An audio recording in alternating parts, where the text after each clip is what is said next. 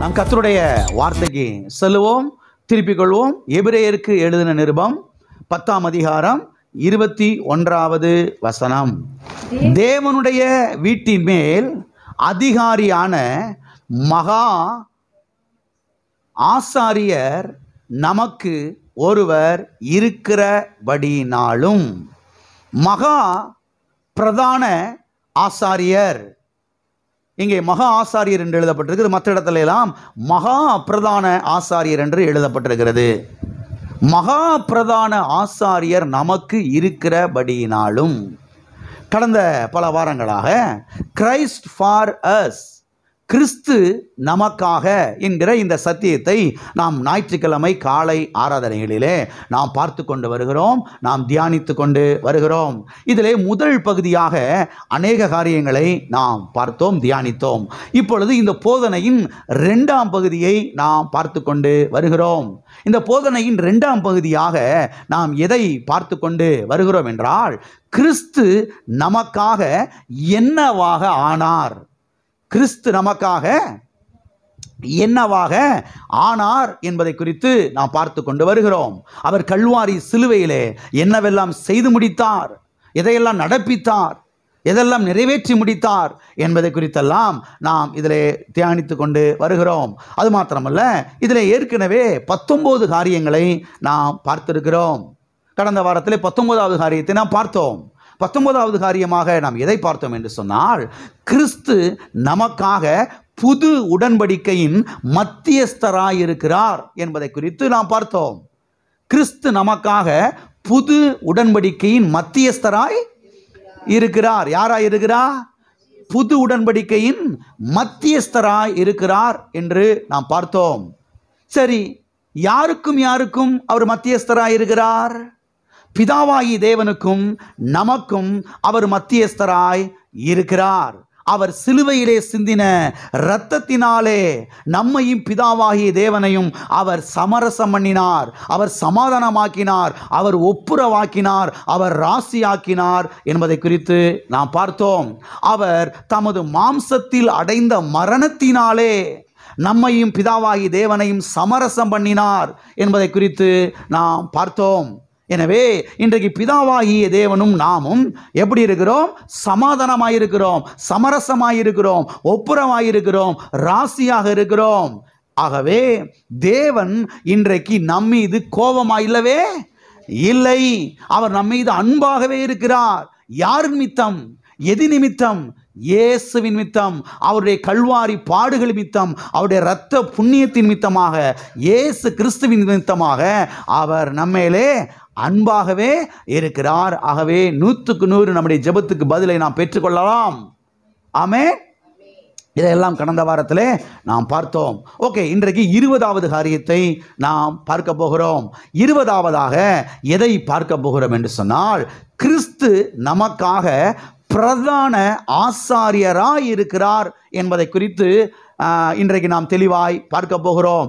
கிறிஸ்து நமக்காக மகா பிரதான ஆசாரியராய் இருக்கிறார். மறுபடியும் இந்த வசனத்தை நாம் வாசிப்போம். எபிரேயர் 10ஆம் அதிகாரம் 21வது வசனம். தேவனுடைய வீட்டின் மேல் அதிகாரியான மகா பிரதான ஆசாரியர் நமக்கு ஒருவர் இருக்கிறபடினாலும். மகா ஆசாரியர், மகா பிரதான ஆசாரியர் நமக்கு இருக்கிறபடினாலும். எப்படிப்பட்ட ஆசாரியர் நமக்கு இருக்கிறார்? மகா பிரதான ஆசாரியர் நமக்கு இருக்கிறார். எல்லா கரங்களை வைத்து சொல்லுவோம், மகா பிரதான ஆசாரியர் எனக்கு இருக்கிறார். ஆமென். சரி, ஆசாரியர் என்றால் என்ன அர்த்தம்? ஆசாரியர் என்றால் என்ன பொருள்? இந்த மர வேலையெல்லாம் செய்கிறாங்கல்ல, அவங்கள்ல மரத்தில் அறுத்து ஸ்டூலு, பெஞ்சு, நாற்காலியெல்லாம் செய்கிறாங்கல்ல, கதவுதவெல்லாம் போடுறாங்கல்ல, அவர் கிடையாது. ஆசாரியர்னா அவர் கிடையாது, அவர் ஆசாரி. இவர் ஆசாரியர். இவர் யாரு? ஆசாரியர், மகா பிரதான ஆசாரியர். சரி, ஆசாரியர் என்றால் என்ன அர்த்தம்? ஆசாரியர் என்று சொன்னால் ஜனங்களுக்காக தேவனிடத்திலே பரிந்து பேசுகிறவர் என்று அர்த்தம். நன்றாய் கவனியுங்கள். ஆசாரியர் என்றால் தேவனிடத்தில் ஜனங்களுக்காக பரிந்து பேசுகிறவர் என்று அர்த்தம். ஜனங்களுக்காக தேவ சமூகத்தில் போய் நின்று பலிபீடத்துக்கு முன்பாக நின்று பிராயச்சித்தம் செய்கிறவர் என்று அர்த்தம். ஆசாரியர் என்று சொன்னால் ஜனங்களுடைய வாயாக செயல்படுகிறவர் என்று அர்த்தம். யாருடைய வாயாக? ஜனங்களுடைய வாயாக செயல்படுகிறவர் என்று அர்த்தம். நல்லா கவனிங்க. பழைய ஏற்பாட்டு நாட்களில் எல்லா ஜனங்களும் தேவ சமூகத்தில் போய் நின்று அங்கே போய் என்ன செய்ய முடியாது? பலியிட முடியாது. ஆசாரியர்கள் தான் நாங்கள் பலியிட்டார்கள். மகா பிரதான ஆசாரியர் தான் வருஷத்துக்கு ஒரு முறை போய் அந்த கிருபாசன பெட்டிக்கு முன்பாக நின்று அங்கே ரத்தத்தை தெளித்தார். அங்கே தேவ சமூகத்தில் நின்று தேவனிடத்தில் பேசினார். ஆகவே எல்லா ஜனங்களும் தேவனிடத்தில் போய் பேசிட முடியாது. நல்லா கவனிங்க. அப்ப ஆசாரியர் என்ன பண்ணுவார்? ஜனங்களுக்காக தேவ சமூகத்தில் போய் நின்று என்ன செய்வார்? பிராயச்சித்தம் செய்வார். அவர் பரிந்து பேசி ஜெபிப்பார். அப்ப சுருக்கமா சொன்னா எப்படி சொல்லலாம்? ஜனங்களுடைய வாயாக செயல்படுகிறவர் தான் யார்? ஆசாரியர். அப்ப ஆசாரியர் என்றால் என்ன? ஜனங்களுடைய வாயாக செயல்படுகிறவர் என்று அர்த்தம். சரி, தீர்க்கதரிசி என்றால் என்ன அர்த்தம்? தீர்க்கதரிசி என்று சொன்னால் என்ன அர்த்தம் என்று சொன்னால் தேவனுடைய வாயாக செயல்படுகிறவர் என்று அர்த்தம். தேவனுடைய வாயாக செயல்படுகிறவர் என்று அர்த்தம். தேவன் டைரக்டா மனுஷன்ட்ட பேசுறது இல்லை. எல்லா மனுஷன்ட்டையும் பழைய ஏற்பாட்டில் பார்த்தீங்கன்னா இதெல்லாம் தெரியும். எல்லாத்தையும் தேவன் பழைய ஏற்பாட்டில் பேசிடல. ஒரு சிலர் தீர்க்கதரிசியுடைய வாயில கர்த்தர் வார்த்தையை போடுறாரு. அப்ப தீர்க்கதரிசியில் வார்த்தை என்ன செய்யறாங்க? ஜனங்களிடத்துல அறிவிக்கிறார்கள். அப்ப தீர்க்கதரிசி என்றால் யார்? தேவனுடைய வாயாய் செயல்படுகிறவர். ஆசாரியர் என்றால் யார்?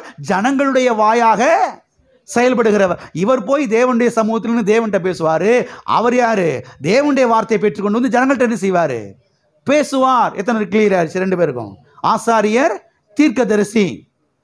சரி, கிறிஸ்து நமக்காக ஆசாரியராய் இருக்கிறார் என்றால் அவர் நமக்காக என்ன செய்து கொண்டிருக்கிறார்? இதைதான் கவனிக்கணும். கிறிஸ்து யார்? மகா பிரதான ஆசாரியராய் இருக்கிறார்.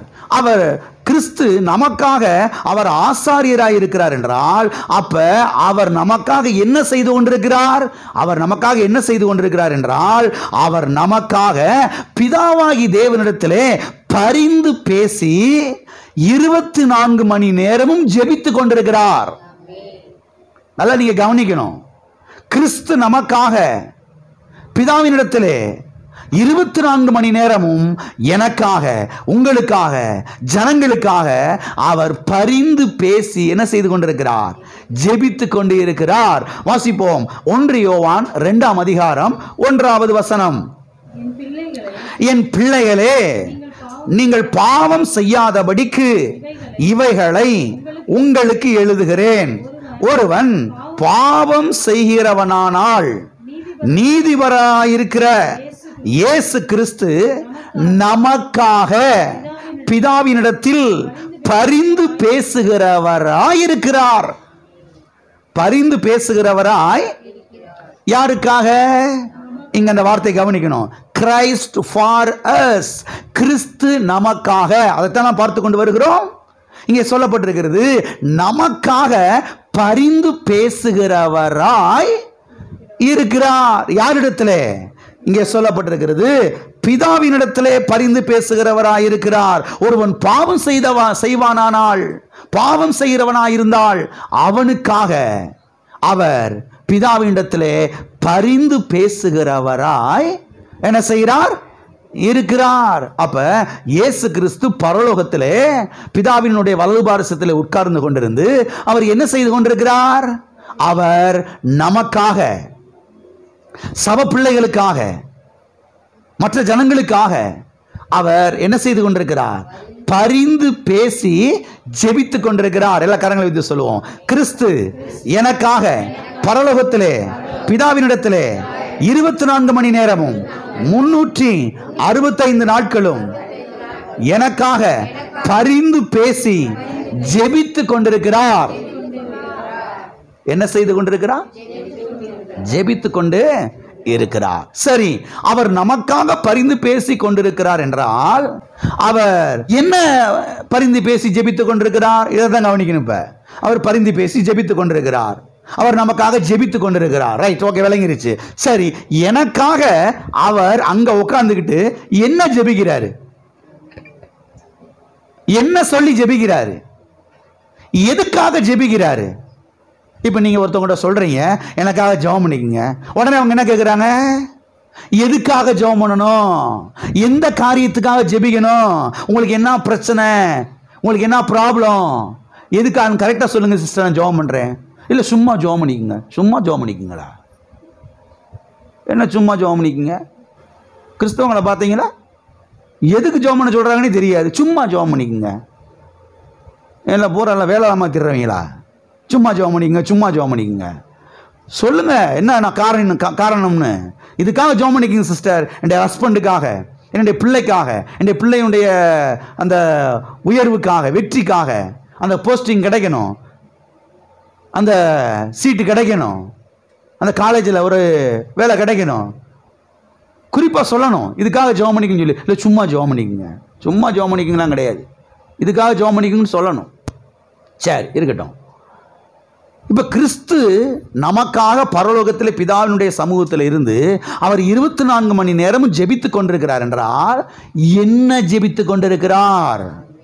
வாசிப்போம். எபிரேயருக்கு எழுதின நிருபம் 12ஆம் அதிகாரம் 24வது வசனம்.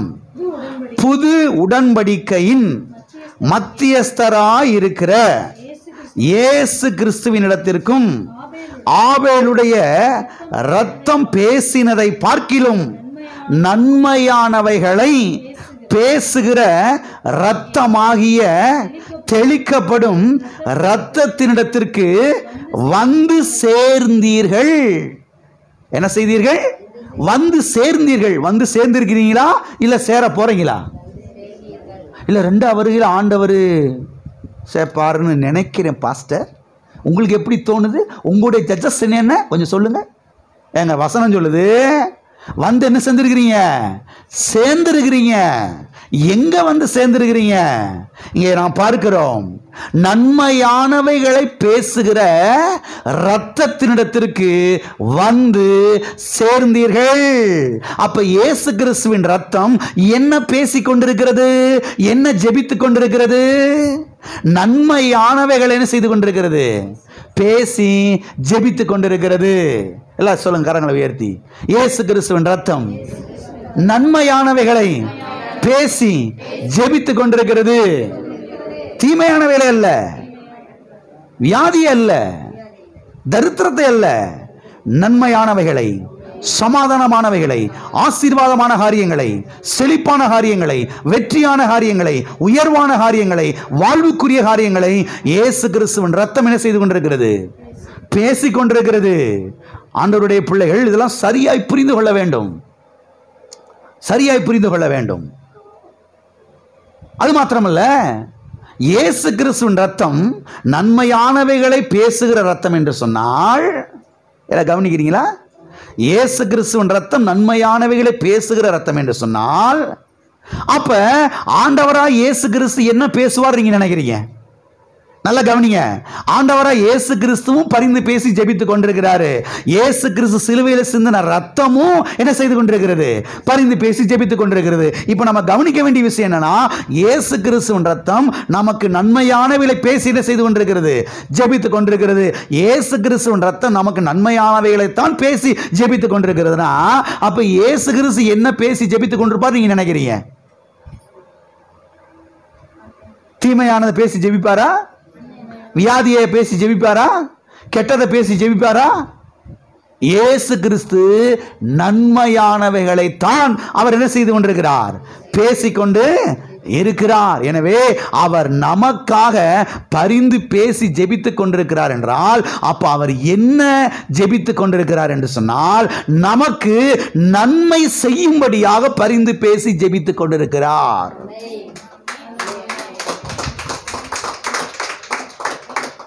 நன்மையானவைகளை பேசி என்ன செய்து கொண்டிருக்கிறார்? நான் கேட்குறேன், இந்த உலகத்தில் உங்கள் சொந்தக்காரங்க, உங்கள் உறவின் முறையார்கள் யாராவதும் உங்களுக்கு நன்மை உண்டாகும்படி யாரும் ஜெபிப்பாங்களா? வேண்டுதல் பண்ணுவாங்களா? எப்படிப்பட்ட ஒரு உலகத்தில் நம்ம வாழ்ந்து கொண்டிருக்கிறோம் என்பதை புரிந்து கொள்ளுங்கள். ஒண்ணுமில்லாம போனால் நல்லா இருக்குன்னு சொல்லி கண்ணில் வேணா விளக்கணை ஊற்றி உட்காந்துருக்கலாம். உலகம் அப்படி ஆயிடுச்சு பாருங்க. நன்மையானவைகளை பேசுகிற ரத்தம், நன்மையானவைகளை பேசுகிற ஆண்டவராய் இயேசு கிறிஸ்து. ஆகவே இயேசு கிறிஸ்து அவர் மகா பிரதான ஆசாரியராக இருக்கிறார். ஆசாரியர் என்றால் என்ன? பரிந்து பேசி ஜெபிக்க வேண்டும். அப்ப ஆண்டவராய் இயேசு கிறிஸ்து பரலோகத்தில் பரிந்து பேசி ஜெபித்துக் கொண்டிருக்கிறார். சரி, என்ன பரிந்து பேசி ஜெபித்துக் கொண்டிருக்கிறார்?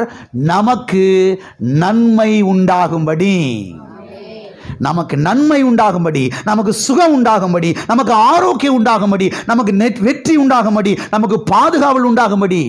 எப்படிப்பட்ட அருமையான ஆண்டவர்! ஆண்டவருடைய அன்பை புரிந்து கொள்ளுங்கள், ஆண்டவருடைய அன்பை உணர்ந்து கொள்ளுங்கள். யார் இப்படி நமக்காக ஜெபம் பண்ணுவா உலகத்தில்? ஆகவே இவனுக்கு நன்மை செய்யும். இவனுக்காக நான் கல்வாரி சிலுவையிலே பலியாயிருக்கிறேன். இவனுக்காக கல்வாரி சிலுவையிலே நான் தண்டிக்கப்பட்டிருக்கிறேன். இவனுடைய பாவத்துக்காக, இவனுடைய மீறுதலுக்காக, இவனுடைய அக்கிரமத்துக்காக நான் தண்டிக்கப்பட்டிருக்கிறேன். அதைத்தான் 1 யோவான் 2ஆம் அதிகாரம் 1ஆம் வசனத்தில் நான் வாசித்தோம். ஒருவன் பாவம் செய்வானானால் அவனுக்காக பிதாவாகிய தேவனிடத்திலே இயேசு கிறிஸ்து பரிந்து பேசுகிறவராய் இருக்கிறார். கர்த்தாவே, அவனை விட்டுருங்க, அவன் செஞ்ச பாவத்துக்காக அவனை தண்டிக்காதீங்க. ஏன்னா அவன் செஞ்ச பாவத்துக்காக நான் தண்டிக்கப்பட்டிருக்கிறேன். அவன் செஞ்ச பாவத்துக்காக நான் ரத்தத்தை சிந்திருக்கிறேன் ஆண்டவரே. ஆமென். இவனுக்கு நன்மை செய்யும் ஆண்டவரே, இவனுக்கு சுகத்தை கொடுக்கும் ஆண்டவரே, இவனை வாழ வையும் ஆண்டவரே. பிதாவாகிய தேவன் கேட்கிறாரு, எதன் அடிப்படையிலே இவனுக்கு நன்மை செய்யும்படியாய் நீர் கோருகிறீர்? இயேசு கிறிஸ்து சொல்லுகிறார், என்னுடைய ரத்தத்தை பாரும், பரிசுத்தமான என்னுடைய ரத்தத்தை பாரும். இந்த ரத்தத்தை ஆதாரமாய் கொண்டு வந்திருக்கிறேன். இந்த ரத்த புண்ணியத்தின் நிமித்தமாக அவனுக்கு நன்மை செய்யும், அவனுக்கு நன்மை செய்யும், அவனுக்கு நன்மை செய்யும், அந்த குடும்பத்துக்கு நன்மை செய்யும். என் ரத்தத்தை பார்த்து இயேசு கிறிஸ்துவின் அன்பை புரிந்து கொள்ளுங்கள். ஒரு மத தலைவரை நம்ம வந்து ஆராதிக்கல, அன்பின் சொருபியை, அன்பின் தேவனை நாம் ஆராதித்துக் கொண்டிருக்கிறோம் என்பதை புரிந்து கொள்ளுங்கள். எல்லாம் இருக்கிறீங்களா? அன்பின் தேவனை நாம் ஆராதித்துக் கொண்டிருக்கிறோம். கடைசி சொட்டு ரத்தத்தை நமக்கு சிந்தினவரை நாம் ஆராதித்துக் கொண்டிருக்கிறோம். ஆகவே உனக்கு நன்மை செய்யும் என்று அவர் கர்த்தர் சொல்லுகிறார்.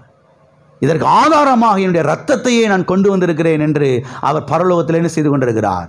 பரிந்து பேசி ஜெபித்துக் கொண்டிருக்கிறார். பழைய ஏற்பாட்டு ஆசாரியர்கள் என்ன செய்வார்கள் என்றால், பழைய ஏற்பாட்டில் கொஞ்சம் வேலைக்கு சொல்கிறேன் கவனிங்க. பழைய ஏற்பாட்டில் இருந்த அந்த ஆசாரியர்கள் என்ன செய்வார்கள் என்று சொன்னால், ஆண்டவரே, இஸ்ரவேல் ஜனங்களுக்கு பழுதற்ற ஒரு ஆட்டுக்குட்டியை நான் பலியிட்டிருக்கிறேன்.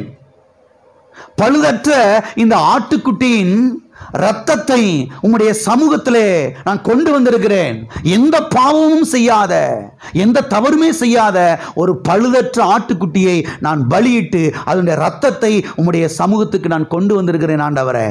எனவே இந்த பழுதற்ற இந்த ஆட்டுக்குட்டியின் இரத்த புண்ணியத்தினாலே இஸ்ரவேல் மக்களுடைய பாவத்தை நீர் மன்னித்தருளும் என்று அந்த ஆசாரியன் பழைய ஏற்பாட்டிலே அவன் தேவ சமூகத்தில் நின்று அவன் கோருவானாம்.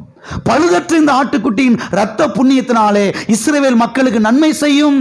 பழுதற்ற இந்த ஆட்டுக்குட்டியின் இரத்த புண்ணியத்தினாலே இஸ்ரவேல் மக்களுக்கு சரியான நேரத்திலே மழையை பெய்ய பண்ணும், மழையை கட்டளையிடும். இந்த ஆட்டுக்குட்டியின் இரத்த புண்ணியத்தின் நிமித்தமாக நல்ல விளைச்சலை, நல்ல அறுவடையை, நல்ல பெருக்கத்தை, நல்ல லாபத்தை இஸ்ரவேல் மக்களுக்கு கட்டளையிடுவீராக என்று அந்த பழைய ஏற்பாட்டு ஆசாரியன் அங்கே தேவ சமூகத்தில் நின்று அவன் பரிந்து பேசி ஜெபிப்பானாம். கர்த்தாவே, இந்த ஆட்டுக்குட்டியின் இரத்த புண்ணியத்தின் நிமித்தமாக இஸ்ரவேல் மக்களுடைய குடும்பங்களிலே சமாதானத்தை கட்டளையிடும் என்று அவன் பரிந்து பேசி ஜெபிப்பானாம். இந்த ஆட்டுக்குட்டியின் இரத்த புண்ணியத்தின் நிமித்தமாக இஸ்ரவேல் மக்களை நீர் பாதுகாத்தருளும், நீர் பாதுகாத்தருளும் என்று அவன் அங்கே ஜெபிப்பானாம். இந்த ஆட்டுக்குட்டியின் இரத்த புண்ணியத்தின் நிமித்தமாக இஸ்ரவேல் மக்களை நீர் செழிப்படைய செய்யும். இந்த ஆட்டுக்குட்டியின் இரத்த புண்ணியத்தின் நிமித்தமாக, பழுதற்ற ஆட்டுக்குட்டியின் இரத்த புண்ணியத்தின் நிமித்தமாக இஸ்ரவேல் மக்களை நீர் ஆசீர்வதித்தருளும் என்று அவன் அங்கே நின்று அந்த ஆசாரியன் ஜெபிப்பானாம். அருமையானவர்களே, கவனியுங்கள், கவனியுங்கள். இஸ்ரவேல் மக்களுக்கு நீ வெற்றி தந்தருளும். ஏனென்றால் பழுதற்ற ஒரு ஆட்டுக்குட்டியின் இரத்தத்தை நான் என்ன செஞ்சிருக்கிறேன், இவங்களுக்காக சிந்தி அதை உங்களுடைய சமூகத்துக்கு எடுத்துக்கொண்டு வந்திருக்கிறேன் என்று சொல்லுவானா. யுத்தத்தில் வெற்றியை தாரும் உங்களுடைய மக்களை நீர் பாதுகாத்தருளும் என்று அவன் அங்கே பரிந்து பேசி ஜெபிப்பானாம் அந்த ஆசாரியன். அருமையானவர்களை கவனியுங்கள். இதை போலத்தான் நம்முடைய மகா பிரதான ஆசாரியராகிய இயேசு கிறிஸ்துவும் நமக்காக பரலோகத்திலே பரிந்து பேசி ஜெபித்துக் கொண்டிருக்கிறார்.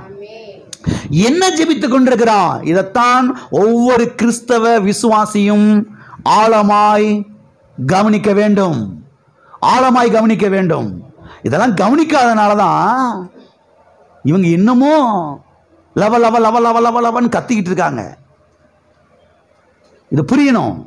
நம்முடைய மகா பிரதான ஆசாரியராகிய இயேசு கிறிஸ்து நமக்காக பரலோகத்திலே அவர் பரிந்து பேசி ஜெபித்துக் கொண்டிருக்கிறார். என்ன ஜெபித்துக் கொண்டிருக்கிறார்? பிதாவே, என்னுடைய இரத்த புண்ணியத்தினாலே இந்த ஜனங்களுக்கு நன்மை செய்யும். என்னுடைய இரத்த புண்ணியத்தின் நிமித்தமாக இந்த ஜனங்களுக்கு சமாதானத்தை கட்டளையிடும். என்னுடைய இரத்த புண்ணியத்தின் நிமித்தமாக இந்த ஜனங்களுக்கு செழிப்பை கட்டளையிடும். என்னுடைய இரத்த புண்ணியத்தின் நிமித்தமாக இந்த ஜனங்களை ஆசீர்வதியும் என்று அவர் என்ன செய்து கொண்டிருக்கிறார்? பரலோகத்திலே ஜெபித்துக் கொண்டிருக்கிறார். கிறிஸ்து நமக்காக. கிறிஸ்து யாருக்காக? நமக்காக.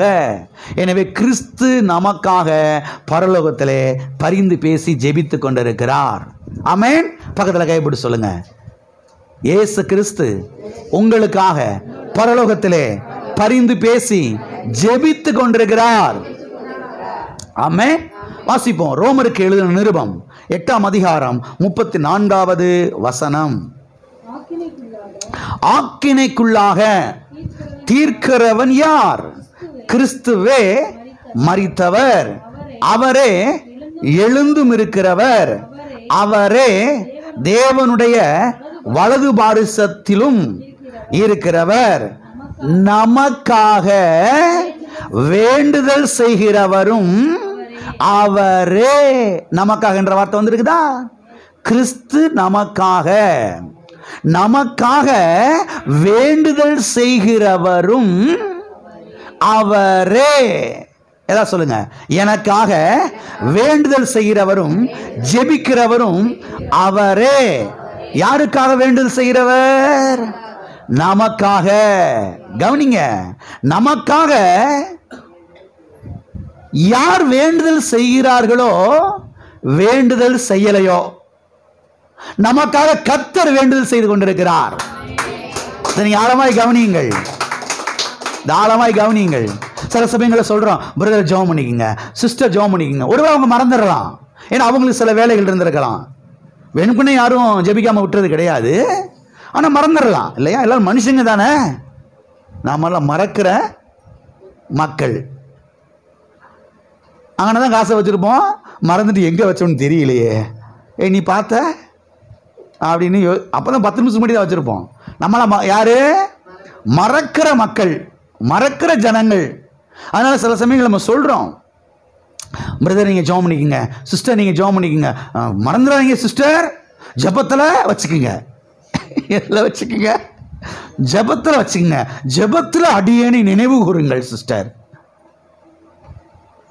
ஜெபத்தில் அடியாளை மறந்துடாதீங்க சிஸ்டர். ஆனால் சில சமயங்கள் இருந்துடுறாங்க, மறந்துடுறாங்க. ஒன்றை மட்டும் மனதில் வச்சுக்கோங்க. இன்னைக்கு உங்களுக்காக யாரு ஜெபிக்கிறாங்களோ ஜெபிக்கலையோ, பரலோகத்தில் உங்களுக்காக 24 மணி நேரமும் கர்த்தர் ஜெபித்துக் கொண்டிருக்கிறார்.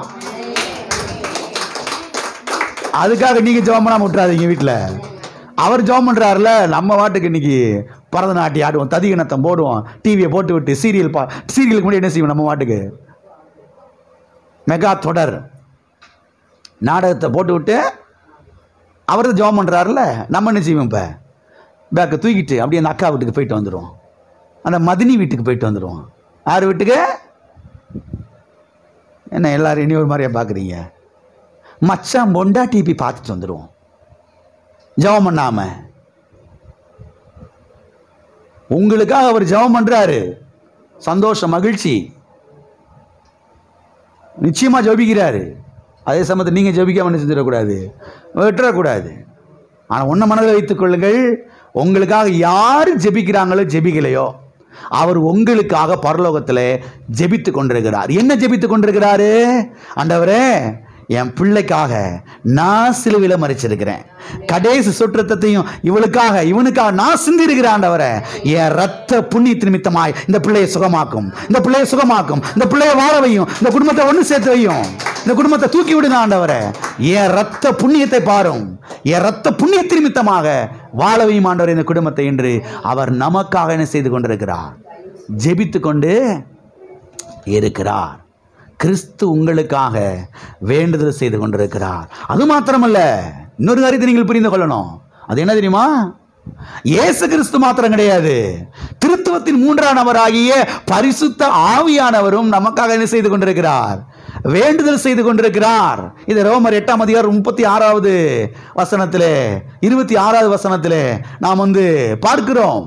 பரிசுத்த ஆவியானவர் நமக்காக என்ன செய்து கொண்டிருக்கிறாரு, அந்தபடியே ஆவியானவர் நமது பலவீனங்களை நமக்கு என்ன செய்கிறார், உதவி செய்கிறார். நாம் ஏற்றபடி வேண்டிக் கொள்ள வேண்டியது இன்னதென்று அறியாதிருக்கிறபடியால் ஆவியானவர் தாமே வாக்கு கடங்காத பெருமூச்சுக்களோடு நமக்காக என்ன செய்து கொண்டிருக்கிறார், வேண்டுதல் செய்து கொண்டு இருக்கிறார். ரோமர் 8:26 வசனம். ஆகவே இயேசு கிறிஸ்து நமக்காக ஜெபித்துக் கொண்டிருக்கிறாரு, பரிசுத்த ஆவியானவர் நமக்காக என்ன செய்து கொண்டிருக்கிறாரு, ஜெபித்துக் கொண்டிருக்கிறாரு.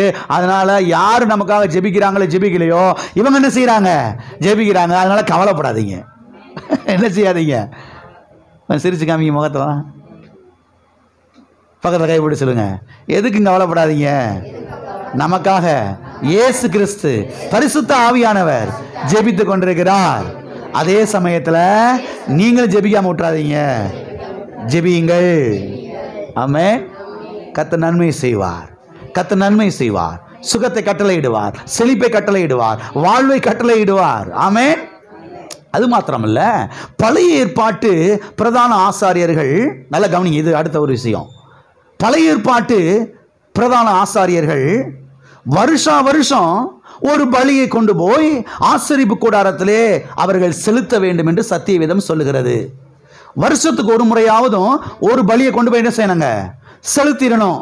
ஒவ்வொரு குடும்பமும், இஸ்ரவேல் தேசத்தில் இருக்கக்கூடிய ஒவ்வொரு குடும்பமும் ஒரு ஆட்டுக்குட்டியை கொண்டு போய், அல்லது ரொம்ப ஏழையாக இருந்தால் ஒரு புறா கொஞ்சையாவது கொண்டு போய் என்ன செஞ்சிடறாங்க, பலியிட்டணும்.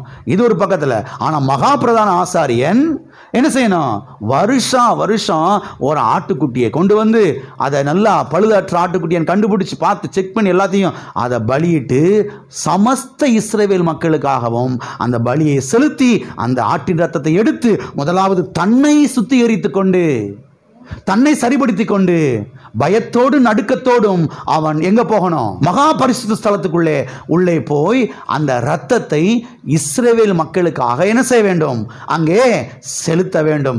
செலுத்தி அவன் அங்கே பிராயச்சித்தங்களை செய்ய வேண்டும், அவன் பரிந்து பேசி அவன் ஜெபிக்க வேண்டும் என்பதை குறித்து சத்தியவேதத்திலே நாம் பார்க்கிறோம். ஆனால் ஆண்டவராகிய இயேசு கிறிஸ்துவோ, நல்ல கவனிங்க, வருஷா வருஷம் அவங்க செலுத்தணும்.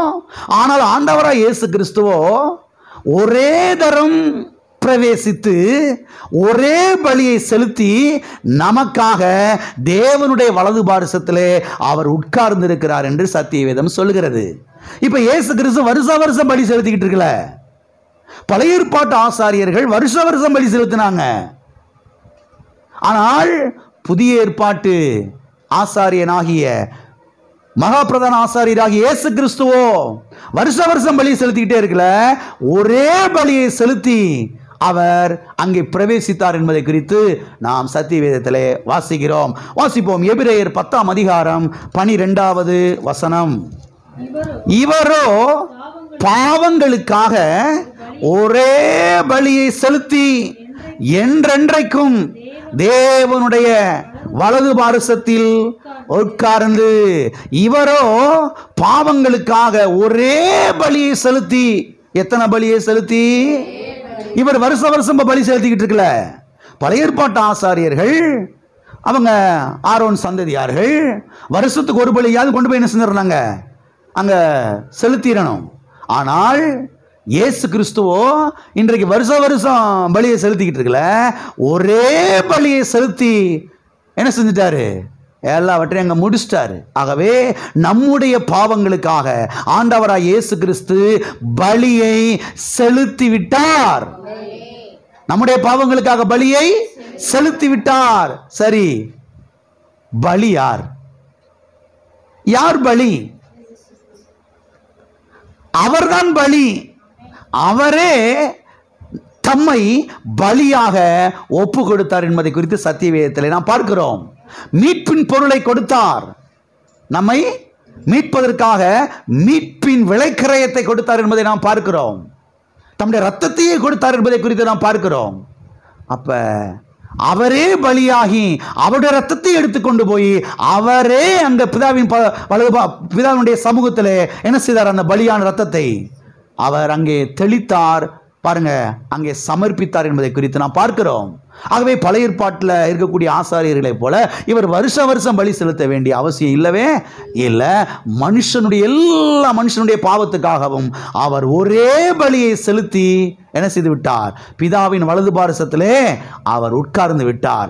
எனவே இன்றைக்கு நாம் நம்முடைய பாவங்களுக்காக தண்டிக்கப்பட வேண்டிய அவசியம் இல்லை. ஆழமாய் கவனியுங்கள். இந்த சத்தியத்தை எடுத்து செல்லுங்கள் வீட்டுக்கு. இந்த சத்தியத்தை எடுத்து செல்லுங்கள். இன்றைக்கு நீங்கள் தண்டிக்கப்பட வேண்டிய அவசியம் இல்லை. ஏன் தண்டிக்கப்பட வேண்டிய அவசியம் இல்லை? நம்முடைய பாவங்களுக்காக இயேசு கிறிஸ்து தண்டிக்கப்பட்டு விட்டார். அந்த பரிசுத்தமான ரத்தத்தை எடுத்து சென்று அங்கே பிதாவின் சமூகத்திலே சமர்ப்பித்து விட்டார்.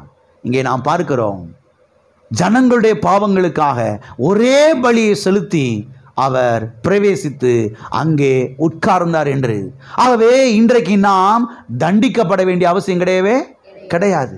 ஆகவே ஒருவேளை நீங்கள் பயத்தில் சிலர் உட்கார்ந்துருக்கலாம், கர்த்தர் ஒருவேளை நம்மளை தண்டிச்சிருவாரோ, கல்யாணத்துக்கு முன்னாடி எவ்வளோ தவறு பண்ணியிருக்கிறோம், எவ்வளோ பாவம் செஞ்சுருக்கிறோம், அன்னைக்கு காலையில், அன்னைக்கு சாயந்தரம், அன்னைக்கு மத்தியானம், அன்னைக்கு நைட்டில், புருஷன் இல்லாதப்ப, மனைவி இல்லாதப்ப, அப்பா அம்மா இல்லாதப்ப செஞ்சமே, கர்த்தர் ஒருவேளை நம்மளை போட்டு தள்ளிடுவாரோ. பயப்பட வேண்டிய அவசியம் இல்லை, நடுங்க வேண்டிய அவசியம் இல்லை.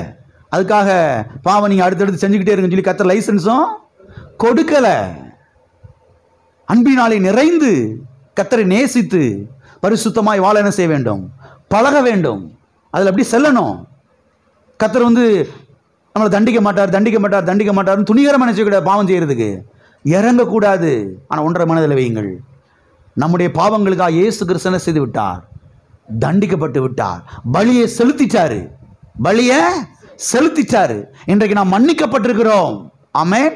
எல்லா கரங்களுக்கு சொல்லுவோம், கர்த்தர் என்னுடைய பாவங்களுக்காக தண்டிக்கப்பட்டு பலியை செலுத்திட்டாரு. இன்றைக்கு நான் தண்டிக்கப்பட வேண்டிய அவசியம் இல்லை. இன்றைக்கு நான் விடுதலையோடு வாழலாம். நான் மன்னிக்கப்பட்டிருக்கிறேன்.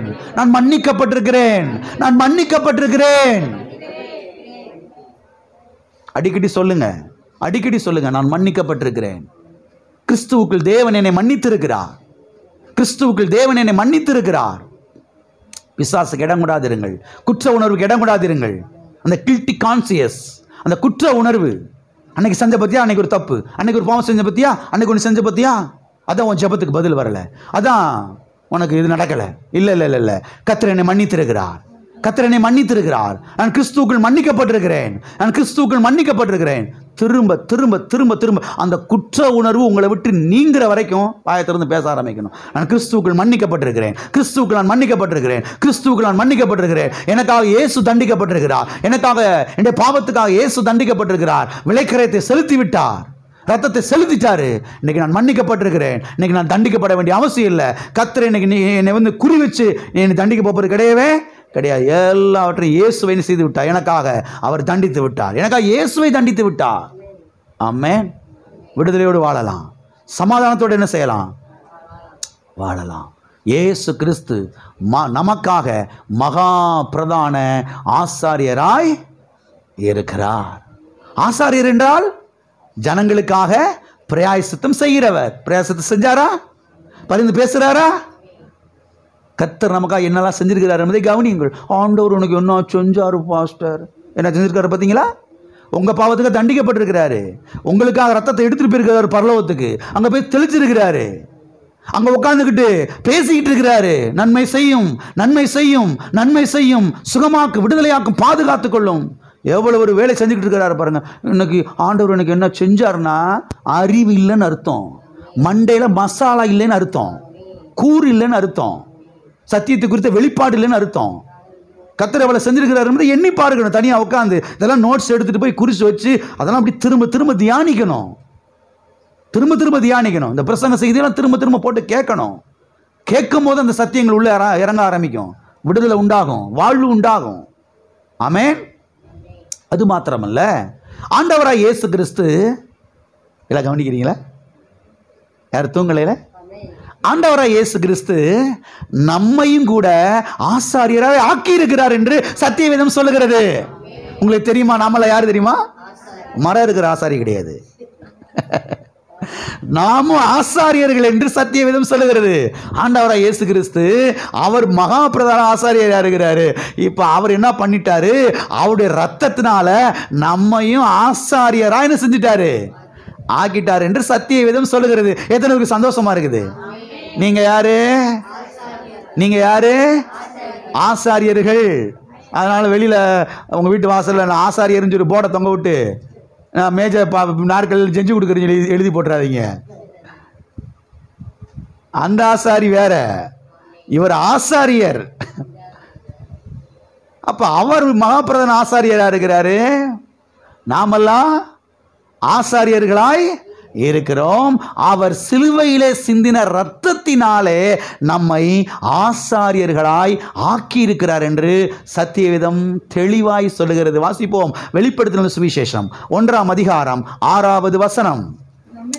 நம்மிடத்தில் அன்பு கூர்ந்து தமது இரத்தத்தினாலே நம்முடைய பாவங்களற நம்மை கழுவி தம்முடைய பிதாவாகிய தேவனுக்கு முன்பாக நம்மை ராஜாக்களாகவும் ஆசாரியர்களாகவும் ஆக்கின அவருக்கு மகிமையும் வல்லமையும் என்றென்றைக்கும் உண்டாயிருப்பதாக. ஆமென். யாருக்கு மகிமையும் கனமும் வல்லமை உண்டாவதாக? இயேசு கிறிஸ்துவுக்கு. எதற்காக? நாம எல்லாம் தம்முடைய ரத்தத்தினால பாவங்களற கழுவி நம்மளை என்ன ஆக்கிட்டாராம்? ராஜாக்களாகவும் ஆசாரியராகவும் ஆக்கியிருக்கிறாராம். ஏற்கனவே இந்த ராஜாவை குறித்து விலைக்கு சொல்லியிருக்கிறேன் 2-3 டைம், அதனால உங்களுக்கு புரியும். இன்னைக்கு இந்த ஆசாரியரை குறித்து கொஞ்சம் பார்ப்போம். எல்லாம் கவனிங்க. இயேசு கிறிஸ்து என்ன பண்ணிட்டார்? நம்மளை ஆசாரியர் ஆக்கிட்டார். எப்படி? அவருடைய இரத்தத்தினால பாவங்களற நம்மை கழுவி. எப்படி கழுவி? அப்ப நீங்க யாரு? கழுவப்பட்டவர்கள். நீங்கள் யாரு? கழுவப்பட்டவர்கள். இயேசு கிறிஸ்துவின் இரத்தத்தினாலே நீங்கள் கழுவப்பட்டவர்கள், மீட்கப்பட்டவர். எல்லா பாவத்தை கர்த்தர் கழுவி எடுத்துட்டாரு. நீங்கள் புது சிருஷ்டியா இருக்கிறீர்கள். பழையவைகள் எல்லாம் ஒளிந்து போயின, எல்லாம் புதிதாயின. நீங்கள் கிறிஸ்துவுக்குள் புது சிருஷ்டியாய் இருக்கிறீர்கள்.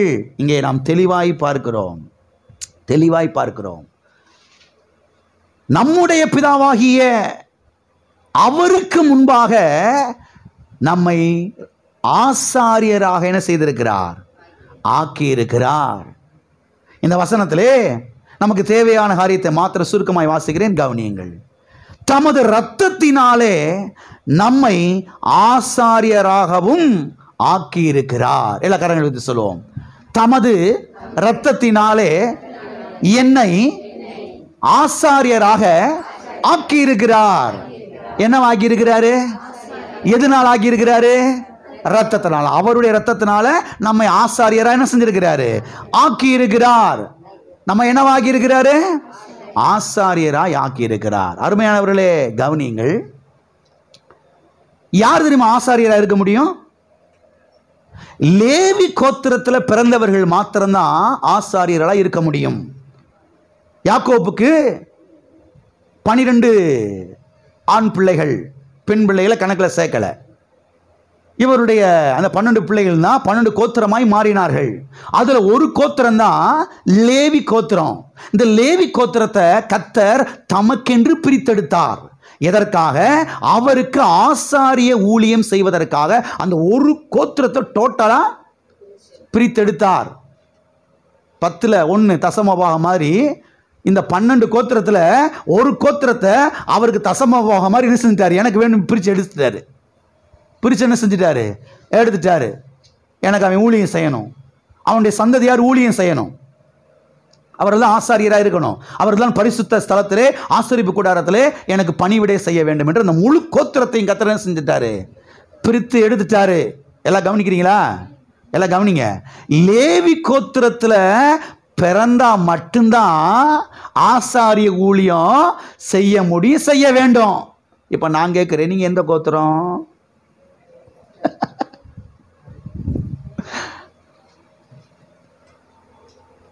நீங்க எந்த கோத்திரம்? ஆனால் நாம லேவி கோத்திரத்திலையும் பிறக்கல, ஆசாரிய வம்சத்திலையும் வரல. இப்ப ஆசாரியன் இருக்கிறாரு, ஆசாரியனுடைய பிள்ளை அடுத்து என்ன செய்யணும்? ஆசாரியனா ஊழியம் செய்ய வரணும். அடுத்து அவனுக்கு பிறக்கிறப்பில் ஆசாரிய ஊழியம் செய்யறதுக்கு வரணும், வந்துடணும் கண்டிப்பா. அவ்வளவுதான். இந்த லேவி கோத்திரத்தில் ஆரோன் சந்ததியார், இந்த ஆரோன் சந்ததியார் தான் மகா பிரதான ஆசாரியர்களாய் ஊழியம் செய்ய வேண்டும். அவனுக்கு பிறந்த அடுத்தடுத்த பிள்ளைங்க மாத்திரம்தான் அங்கே ஆசரிப்பு கூடாரத்தில் மகா பிரதான ஆசாரியராக இருக்க வேண்டும். இப்போ கேள்வி என்னன்னா, நாம ஆரோனுடைய சந்ததியாருடைய சந்ததியிலையும் வரலை, ஆசாரிய வம்சத்திலையும் வரலை. அப்புறம் எப்படி நம்ம ஆசாரியர் ஆனோம்? எல்லாம் இருக்கிறீங்களா? எவ்வாறு நம்ம ஆசாரியராயானோ? நாம இயேசு கிறிஸ்துவின் வம்சத்துல வர்றோம். கவனிங்க, இத எந்த வம்சத்துல வர்றோம்? நீங்க எந்த வம்சம்? நீங்க எந்த வம்சம்? இயேசு கிறிஸ்துவுடைய வம்சத்துல வருகிறபடினாலே நீங்கள் யாரு? ஆசாரியர்களாய் இருக்கிறீர்கள். நாம் இன்றைக்கு ஆசாரியர்களாய் ஆக்கப்பட்டிருக்கிறோம். எவ்வாறு? இயேசு கிறிஸ்துவின் இரத்த புண்ணியத்தினாலே நாம் ஆசாரியர்களாய் இருக்கிறோம். எல்லாம் இருக்கிறீங்களா? நாம் யாரா இருக்கிறோம்? ஆசாரியர்களாய் இருக்கிறோம், அவருடைய இரத்த புண்ணியத்தினாலே. நீங்க என்ன வம்சம்? நீங்க என்ன வம்சம்? நான் இப்போ கேள்வி கேட்குறேன், பதில் சொல்லுங்க. நீங்கள் உங்கள் சொந்தக்காரங்க மத்தியில், உங்கள் வீட்டார் மத்தியில், ஊர் உலகத்தில், உங்கள் நண்பர்கள் மத்தியில் எந்த வம்சத்தை குறித்து பெருமையாக பேசுகிறீங்க? கொஞ்சம் செக் பண்ணி பாருங்க. போகிற இடத்துலலாம் எந்த வம்சத்தை குறித்து நீங்கள் பெருமை பாராட்டுறீங்க? எந்த வம்சத்தை தூக்கி பிடிக்கிறீங்க? நாங்கள் இந்த வம்சம், நாங்கள் இந்த வகை ஆறு, எந்த வம்சத்தை குறித்து மேன்மை பாராட்டுறீங்க? உண்மையாவே அப்படித்தான் இருக்கிறோமா? இயேசு ரத்தத்தை குறித்து மேன்மை பாராட்டுறோமா? அப்படியே சிலுவை குறித்து மேன்மை பாராட்டுகிறோமா? அப்படியே ரத்தத்தை குறித்து மேன்மை பாராட்டுகிறோமா? நான் இயேசு கிறிஸ்துவின் வம்சம் என்கிற அந்த உள்ள ஒரு சத்தியத்தை குறித்த வெளிப்பாடு உள்ள இருக்குதா? அதை குறித்த போராட்டத்தில் பேசுறோமா? நாங்க இந்த உறவு முறை இயேசு கிறிஸ்து இல்லைன்னு என்னைக்கு மண்டையை போட்டிருப்போம் தெரியுமா? அந்த வியாதியில என்னைக்கு செத்து போயிருப்போம். இயேசு கிறிஸ்து மாத்திரம் அன்னைக்கு நம்மளை சந்திக்கலன்னா, சிந்தியுங்கள், ஆவியானவர் உங்களுக்கு உதவி செய்வாராக. மாம்ச ரத்தம் ரத்தம் கொதிக்குது அப்படியே. நான் இப்படி, நாங்க இவ்வகை, நாங்க அவ்வகை, நாங்க இவ்வகை. வாயை மூடுங்க இயேசு நாமத்தினாலே. நான் இயேசு கிறிஸ்துவின் வம்சம், இயேசு கிறிஸ்துவின் வம்சத்திலே நான் வருகிறேன். இயேசு கிறிஸ்து தம்முடைய ரத்தத்தினாலே என்ன செய்திருக்கிறார்? என்னை ராஜாவாய் ஆக்கி இருக்கிறார், ஆசாரியனாய் ஆக்கி இருக்கிறார். நான் அவருடைய சந்ததி, நான் அவருடைய பிள்ளை, நான் தேவனுடைய குமாரன். இதை குறித்த ஒரு மேன்மை பாராட்டல், இதை குறித்த ஒரு மகிழ்ச்சி, சந்தோஷம், போற இடத்துல வார இடத்துல அதை குறித்து பேசுகிறீர்களா? மேன்மை பாராட்டுகிறவன் கர்த்தரை குறித்தே மேன்மை பாராட்ட கடவன். கர்த்தர் குறித்து மேன்மை பாராட்டினீங்க, எழுந்து நிமிர்ந்து நிற்பீங்க. மாம்சத்தை குறித்து மேன்மை பாராட்டினீங்க, சத்தியவேதம் சொல்லுகிறது, அவர்கள் முறிந்து விழுந்தார்கள். கவனிங்க, எந்த வம்சம்? இயேசு கிறிஸ்துவின் ரத்த புண்ணியத்தின் நிமித்தமா இயேசு கிறிஸ்துவின் வம்சமாய் நான் என்ன செய்கிறேன்? இருக்கிறேன். எனவே இதை இன்னும் தெளிவாக சொன்னால் இவ்விதமாய் நாம் சொல்லலாம். எவ்வாறு சொல்லலாம்? நாம் இயேசு கிறிஸ்துவின் வம்சத்திலே வருகிறோம். எனவே இன்றைக்கு நாம் ஆசாரியர்களாயிருக்கிறோம். எல்லா கரங்களை வைத்து சொல்லுவோம், நான் இயேசு கிறிஸ்துவின் வம்சம். நான் இயேசு கிறிஸ்துவின் வம்சத்திலே வருகிறபடினாலே நான் ஆசாரியனாயிருக்கிறேன். நான் யாரா இருக்கிறேன்? பக்கத்துல கையை பிடிச்சு சிரிச்ச முகத்தோடு சொல்லுங்க, நீங்க இயேசு கிறிஸ்துவின் வம்சம். நீங்களும் நானும் இயேசு கிறிஸ்துவின் வம்சம். நாம் ஆசாரியர்களாய் இருக்கிறோம். எதா இருக்கிறோம்? அப்ப சபையில் இருக்கிற மக்கள் எல்லாம் பார்க்கும் போது எப்படி பார்க்கணும்? இவக அவ்வக, இவக இவக. ஆசீர்வாதம் வராது, வெற்றி வராது, வாழ்வு உண்டாகாது. கிறிஸ்துவின் சரீரத்தை குறித்த ஒரு அறிவு, அப்பதான் சுகத்தை பெற்றுக்கொள்ள முடியும், தீர்க்காயுசை வாழ முடியும். இதை குறித்து நீடி ஆய்வுகளை குறித்து ஒரு போதனை நான் போதிக்கும் போது நான் சொல்லியிருப்பேன், ரொம்ப தெளிவாக சொல்லியிருப்பேன். கிறிஸ்துவின் சரீரத்தை குறித்த ஒரு வெளிப்பாடு, வெளிச்சம், அந்த அறிவோடு கூட கர்த்தருடைய பந்தியிலே பங்கு பெற வேண்டும். அப்படி பங்கு பெறும் பொழுது தான் தீர்க்காயுசாய் வாழ முடியும், சுகத்தோடு வாழ முடியும். இவக அவ்வக, இவக இவக. நான் சர்ச்சில் வரும்போது அவங்க பக்கத்தில் நிற்க மாட்டேன். என்ன ஜெபத்துக்கு பதில் வரப்போகுது? என்ன ஜெபத்துக்கு பதில் வரப்போகுது? சபைக்குள்ளே எப்படி இருந்துச்சுன்னா, அவர் வெளியில் இருக்கவனுக்கு உங்களுக்கு என்ன வித்தியாசம்? நான் அவன் பக்கத்தில் நின்று நான் ஜெபம் பண்ணுறதா? அவன் பக்கத்தில் நின்று நான் ஜெபம் பண்ண அவசியம் இல்லை. நான் அந்த ஓரத்தில் மூலையில் போய் நின்றுக்கிறேன். என்ன கிறிஸ்தவக? என்ன ஆண்டவருடைய பிள்ளைங்க? நான் ஆண்டவருடைய பிள்ளைன்னு சொல்லி வெளியில் போய் பீத்திக்கிற வேண்டியதான். இங்கே வந்து பக்கத்தில் கூட உட்கார்றது கிடையாது, ஒரு அன்பை காமிக்கிறது கிடையாது, ஒரு கருணை காட்டுறது கிடையாது, ஒரு தயவை காட்டுறது கிடையாது, ஒரு புன்னகை காட்டுறது கிடையாது, ஒரு ஸ்தோத்திரத்தை கொடுத்து, ஒரு அன்பை கொடுத்து, ஒரு பாராட்டை கொடுத்து, ஒரு விசாரிக்கிறது கிடையாது. இல்லை இருக்கிறீங்களா? எந்த லெவலில் இருக்கிறப்பாங்க சில ஆட்கள். மாறலை, எண்ணங்கள் மாறலை, கடைசி வரைக்கும் தட்டு தருமாடி உருண்டுக்கிட்டே கிடக்க வேண்டியதான். நான் சர்ச்சுக்கு தான் போனேன் அப்படின்னு. ஒரு மாற்றம் வராது வாழ்க்கையில், குடும்பத்தில் மாற வேண்டும், சத்தியங்களை கேட்டு மாற வேண்டும். ஆமென். ஆகவே நாம் யாருடைய வம்சம்? நாம் யாரா இருக்கிறோம்? சரி, இப்போ அடுத்து கவனிங்க. நாம் ஆசாரியர்கள் என்றால், கர்த்தர் நம்மை ஆசாரியர்களாய் ஆக்கி இருக்கிறார் என்றால், அவருடைய இரத்தத்தினாலே நம்மை ஆசாரியர்களாய் ஆக்கி இருக்கிறார் என்றால், இப்போ நாம் என்ன செய்யணும்? பார்த்து முடிப்போம். பாயிண்ட்டுக்கு வந்தாச்சா? ஆரம்பிச்சப்ப காரியத்துக்கு வந்தாச்சா? ஆசாரியனை என்ன செய்யணும்? பரிந்து பேசி ஜெபிக்கணும், மக்களுக்காக பிரயாசித்தம் பண்ணணும், தேவ சமூகத்தில் நிற்கணும். இயேசு கிறிஸ்து தம்முடைய ரத்தத்தினால உங்க பாவத்தெல்லாம் கழுவி உங்களை என்ன ஆக்கிட்டாரு? ஆசாரியரா ஆக்கிட்டாரு. இப்ப ஆசாருடைய வேலை என்னங்க? இயேசு கிறிஸ்து தம்முடைய ரத்தத்தினாலே நம்மை ஆசாரியராய் ஆக்கி இருக்கிறார்னா, இப்ப ஆசாரியர்கள் என்ன செய்யணும்? ஆசாருடைய ஊழியம் என்ன? ஆசாருடைய வேலை என்ன?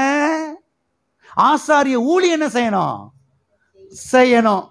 சரி, ஆசாரியர்கள் என்ன ஊழியம் செய்யணும்? ஒன்று, பலி செலுத்தணும். ஆசாரியர்களாவே என்ன செய்யணும்? போய் பலி செலுத்தணும். என்ன பலி செலுத்தணும்? இன்னைக்கு புதிய ஏற்பாட்டில் ஸ்தோத்திர பலி. பழைய ஏற்பாடு மாதிரி நீங்க ஒரு ஆடை பிடிச்சிக்கிட்டு கொண்டு வந்து அறுத்து ரத்தத்தை ஊற்றி இப்படிலாம் இன்னைக்கு நீங்க செய்ய வேண்டியதில்லை. ஏன்னா இயேசு கிறிஸ்து தம்முடைய ஒரே பலியினாலே எல்லாவற்றையும் செஞ்சார், முடிவுக்கு கொண்டு வந்து விட்டார். ஆகவே இன்னைக்கு நீங்க ஒரு ஆட்டுக்குட்டியவோ ஒரு புறா குஞ்சியை தூக்கிட்டு வந்து சர்ச் வாசலில் வச்சு நீங்க பலியிட்டு அங்கங்க மூளையில் தெளிச்சுக்கிட்டு இருக்கக்கூடாது. இன்னைக்கு நீங்க என்ன பலியை செலுத்தணும்? ஸ்தோத்திர பலி, நன்றி பலி, துதி பலி. ஆசாரியர்கள் என்றாலே என்ன செய்யணும்? பலி செலுத்தணும். நீங்களாம் யாரு? ஆசாரியர்கள். அப்ப நீங்க என்ன பலியை செலுத்தணும்? ஸ்தோத்திர பலி, துதி பலி, நன்றி பலி, தேங்க்ஸ் கிவிங். ஆமென். Thanksgiving, sacrifice. ஸ்தோத்திர பலி என்ன செய்யணும்? நீங்க செலுத்தணும். அப்போ சர்ச்சுக்கு எதுக்கு வந்திருக்கிறீங்க? உம்முன்னு உட்காந்துருக்கிறது. நீங்கள் என்ன வேணால் கத்துப்பா ராஜா, நீ என்ன வேணாலும் மண்டை தெரிக்கிற மாதிரி கூட நீ கத்து, நாங்கள் தூங்கணும் நல்லா. இந்த சத்தத்திலேயே சில ஆட்கள் தூங்குறாங்கன்னா மேடலை ஏற்றி என்ன செய்யணும்? நான் வச்சுக்கோங்க.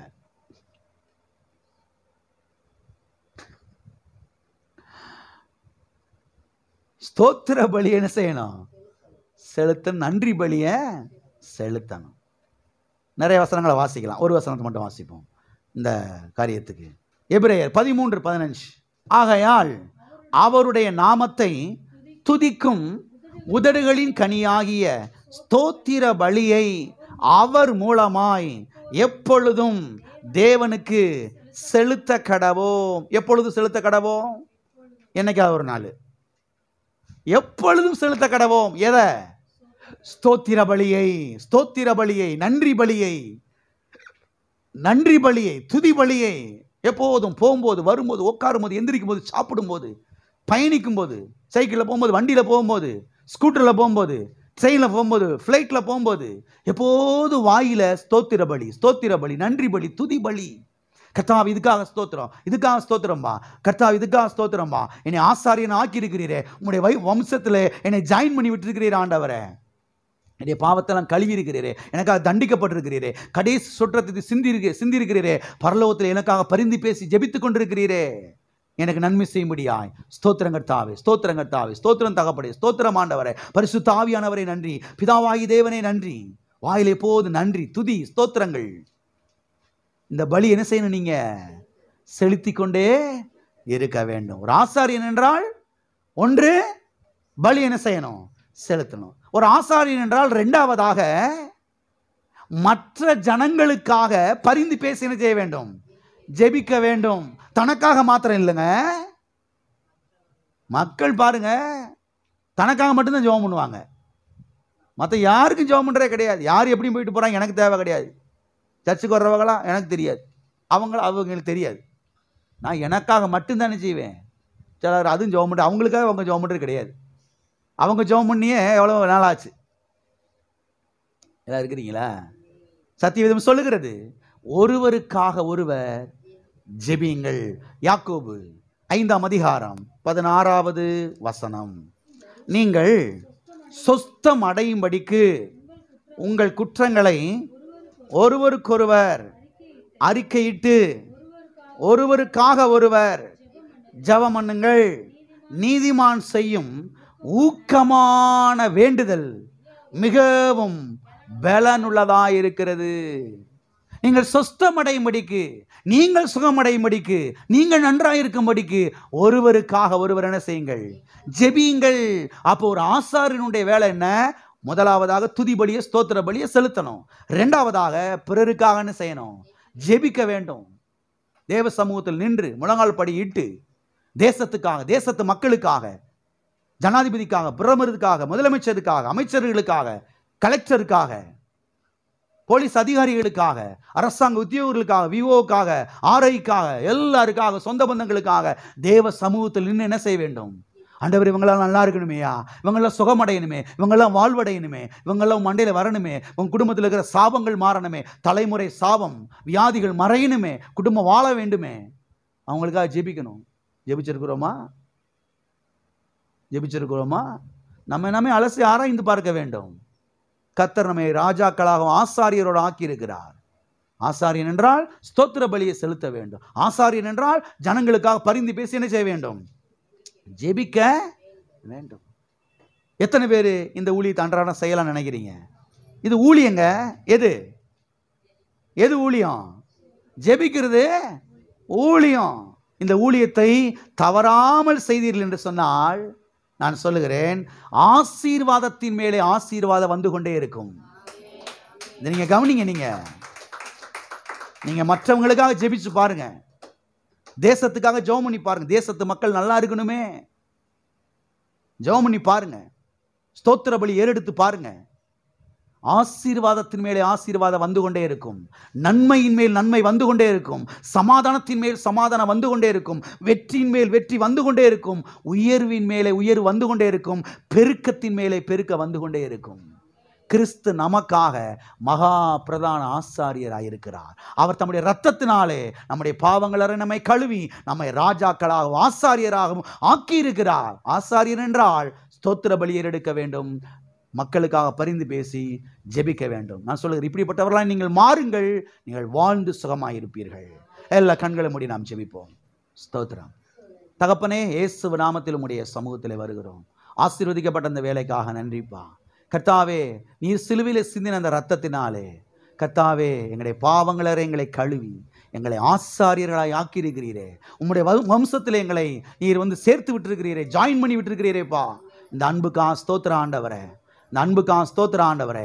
எப்போது வாயில ஸ்தோத்திர பலிகளை ஏறெடுக்க, எப்போது மற்ற ஜனங்களுக்காக பரிந்து பேசி ஜெபிக்க, இந்த தேனி பட்டணத்துக்காக ஜெபிக்க, இந்த தமிழ்நாட்டுக்காக இந்திய தேசத்துக்காக ஜெபிக்க, அப்படிப்பட்டவர்களாய் பிள்ளைகளை மாற்றும்.